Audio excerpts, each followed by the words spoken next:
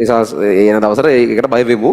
කොහොමද අර මට කියන්න ඕන එක තමයි අර සති 30ක් කිව්වම ඒකට බය හිතෙනවා. ඉතින් බය හිතෙන එක හොඳයි. ඒක පාවිච්චි කරලා හරි කල් ක්‍රියාව හරි ගස්ස ගන්නවා නම් ඉතින් මේ ඒ තියෙන කාලේ ඇතුලෙන් අපි දකිනවා යම් ළමයි ප්‍රමාණයක් ඉන්නවා රිසල්ට්ස් උත්තාවට පස්සෙත් සමහරක් S1 F2 වගේ රිසල්ට්ස් අරගෙන සමහරක් වෙලාවට මම ඔය කතා කරවලා එහෙමත් තියෙනවා ස්පෙෂල් මීටින්ග්ස් වල මම මේ පාරත් එහෙම ළමයි හම්බුනොත් මම කතා කරවන්නම් ඒ රිසල්ට්ස් ආවට පස්සේ ගන්න ස්පෙෂල් මීටින් එකේ සාමාන්‍යයෙන් එහෙම ළමයෙක් දෙන්නෙක් මම කතා කරවනවත් එක්ක ඔය ගිය පාරද ඊට කලින් පාරද මතක නැහැ කෑගල්ලි ළමයෙක් ඔෂාන් කියලා කතා කරේ F2යි S1යි ෆස්ට් එක ඊළඟ එක A2යි B1යි චපුර හරි මොරටු නෙවෙයි මතන චපුරද ගොඩ ඉංජිනේරින්ග් සිලෙක්ට් වුණා. ඉතින් අර එහෙම තියෙනවා. ඉතින් එහෙම වෙනස් කරන උන් ඉන්නවා. ඒත් අර කිසිම මීටර් එහෙම නෙවෙයි ඕ ලෙවලුත් ඒ 6ක් 17ක්ද තියෙන. එහෙම අර මාරම ලෙවල් එකේ එහෙම කරපෙව් නෙවෙයි. අතෑරලා දාලා වෙලෝදයක් කරගන්න නැහැ කියලා ඔහේ දාලා ඉන්නේ උන්.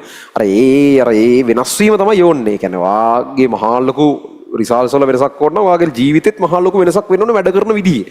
සියලු පව් අතෑරලා වෙනම සම්පූර්ණ ආයි ජීවිතයක් නැහැ. ඒ ලෙවල් විතරයි වගේ මට්ටමට වෙනස් වෙන්න ලෑස්ති නම් ඉතින් ඒ කමිට්මන්ට් එක දෙන්න ගොඩක් යොන්න බෑ. මොකද මොකද දවලුත් කිව්වා දැන් මම ඉස්සරහට ස්පෙෂල් මීටින් එකත් මේක වැඩිපුර විස්තර ඇතුව කියන්නම්.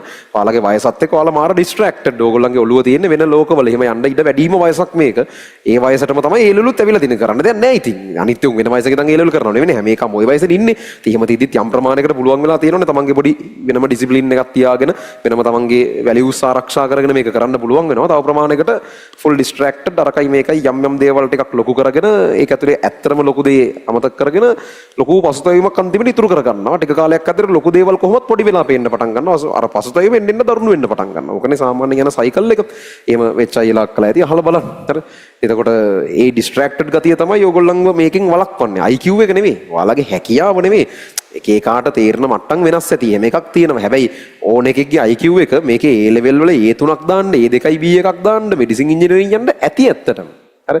එහෙම කියන්නේ A2යි B1ක් දාගන්න නම් O level ඉවර වෙලා A level වලට එන ඕන එකෙකුගේ IQ level එක ඇති. ඒක එහෙම ගොඩාක් අමාරු දෙයක් නෙවෙයි. අර ඩිසිප්ලින් එක ඕන මාර විදිහට. ඒ කියන්නේ ඔයාට මාර විනයක් තියෙනවා ඔයාව කන්ට්‍රෝල් කරගෙන යන්න. මේකේ අමාරු පාර්ට් එක ඩිස්ට්‍රැක්ෂන්ස් වලින් තමන්ව එකතු කරලා තියාගන්න එක. කියන්නේ ඇත්තම ඕගොල්ලොත් පිළිගන්නවා ඇති වැඩ කරන්න අමාරු එළියේ තියෙන ප්‍රශ්න නිසා නෙවෙයි. ඔයාලා හින්දානේ. ඔයාලම දන්නවා වැඩ කරන්න ඕනේ. ඒ උනට වැඩ කරන්නේ නැහැ නේ. හරි වැඩක්. එහෙමනේ වෙනවා තියෙන්නේ. නැතුව මේ එළියේ ප්‍රශ්නේ උඹලා කියයි එක එක හේතු. හැබැයි හරියට වෙනම කල්පනා කරාම වැඩ නොකරන 90 ගාණක්ම හේතුව ඔයා කරන්නේ නැති අමුතු නිකන් අද්භූත අභ්‍යන්තර ප්‍රතිරෝධයක් වගේ එකක් නේද? ඉතින් එතකොට මේකේ තියෙන්නේ ෆයිට් එක තියෙන්නේ වත් එක්ක. ඕක විසඳගෙන කොහොම හරි මේ වැඩේ වැලියු එක තේරුම් අරගෙන අර පලිබෝධ ටික අයින් කරලා මාස 6කට අවුරුදු 60 70ක ජීවිතයක මාස 6ක් කියන්නේ නොගිනිය හැකි තරම් කුඩා එකක් නේ.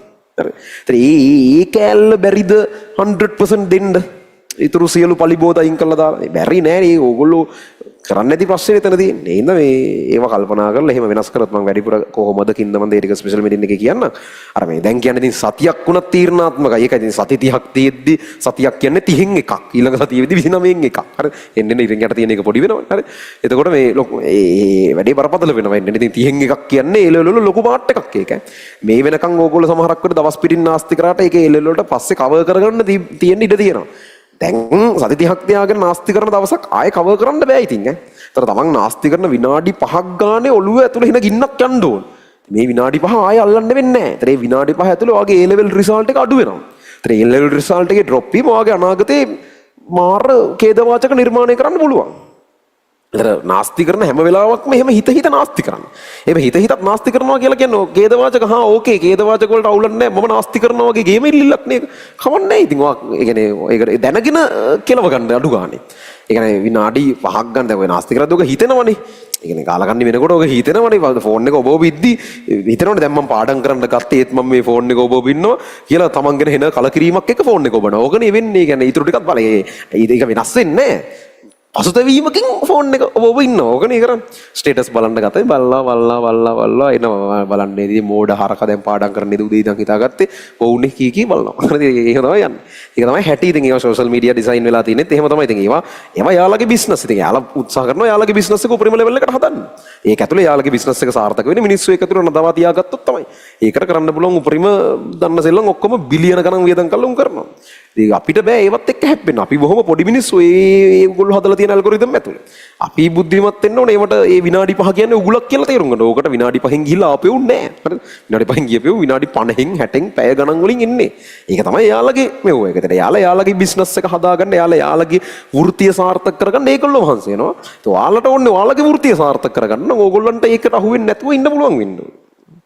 එහෙම එකක් පොඩ්ඩක් තියෙනවා. හරිද? ඒතර ඒවා කල්පනා කරලා කරන්න මම තව වැඩිපුර ওই රිසල්ට්ස් ආවට පස්සේ ගන්න ස්පෙෂල් මීටින් එකේ වැඩිපුර ඒවා ගැන කතා කරන්න. හරි. ඒක අද ඊයක වෙන දෙයක් නෙවෙයි රිසල්ට්ස් එන එක. තව කොහමද ඉදිරි දවස් 10ක් ඇතුළත වගේ නම් රිසල්ට්ස් එයි. ළඟදීම ඒ කියලා 20න් පසු කියලානේ කිව්වේ. එහෙමනේ කියන්නේ පොඩ්ඩක් කාලේ ඉල්ල ගන්න 20න් පසු. නමාර අප්‍රේල් අග දෙීමට උපරිම උත්සාහ කරනවා කියලා එහෙම આવොත් එහෙම ගොඩක් කලකට මේයි තමයි හම්බෙන්නේ. කියන්නේ අර උපරිම උත්සාහ කරනවා වගේව තමාරුයි.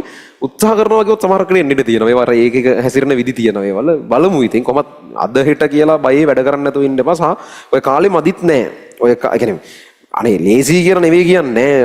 අපරාධනේ මෙච්චර කල් මහන්සි උනේ එහෙම එකක් නෙවෙයි කියන්නේ. හෙන්න ගේමක්, හෙන්නම ගේමක්. හැබැයි ඔයාට ඕන නම් කරත හැකි. ගොඩක් කෙවුන්ගේ මයින්ඩ්සෙට් එක කියන්නේ මතු පිටින් ඕන උනාට අභ්‍යන්තරිකව ඕන වෙලා නැති වගේ ප්‍රශ්නයක් ගොඩක් අයට තියෙන. ඇත්තටම ඕන නම් මේක හරියට තේරුම් අරගෙන ඔයා ලෑස්ති නම් ඒ කියන විදිහට කරන්න. ඔයා ලෑස්ති නම් ෆෝන් එකේ වෙන කිසිම දෙයක් එක විනාඩියක්වත් දවස පුරා නොකර මාස 6ක් ගත කරන්න. ඔයා ලෑස්ති නම් දැනට වාගේ කාලේ නාස්ති වෙන සියලු හේතු මාස 6කට ඒවට බ්‍රේක් එකක් දෙන්න පුළුවන්. ඒක කියන්න පුළුවන් කරන්න බෑ. ෆෝන් එකක් අතාරින්න මොන අමාරුවක්ද තියෙන්නේ? තමන්ගේ කාලනාස්ති වෙන්න දැනට තියෙන හේතු ටික බලන්නකෝ. නිකන් මතක් කරන්න ප්‍රධාන හේතු 3ක් මතක් කරන්න. ඒව නතර කරන්න ලේසියක්ද? ඒකට මාර කමිට්මන්ට් එකක් එන ගටක් ඕනේ ඒකට. ඒක දින එකයි වැඩේ තියෙන්නේ. හරි. වා ඒකට ලෑස්ති නම් අපෝ මේ ඔය තියෙන සති 30න් සබ්ජෙක්ට් තුනම ෆේල් වෙන්න ඉන්න එක කියන්නේ. ඒ තුනම නැතත්. හරිද? ඒ දෙකයි B එකක්වත් අඩුම ගානේ යන්න නම් පුළුවන්. හරිද? ඒක ඕගොල්ලන්ගේ අතේ තමයි කතන්දරේ තියෙන්නේ. ඔයාලා තීරණය කරන්න. ඒ කියන්නේ නිකන් වෙන්නේ නැහැ. ඔයාගේ ජීවිතේ කන පිට හැරෙනවා නම් ඔයාගේ යන්න තියෙන රිසල්ට් එක කන පිට හැරෙයි. එහෙමයි වෙන්නේ.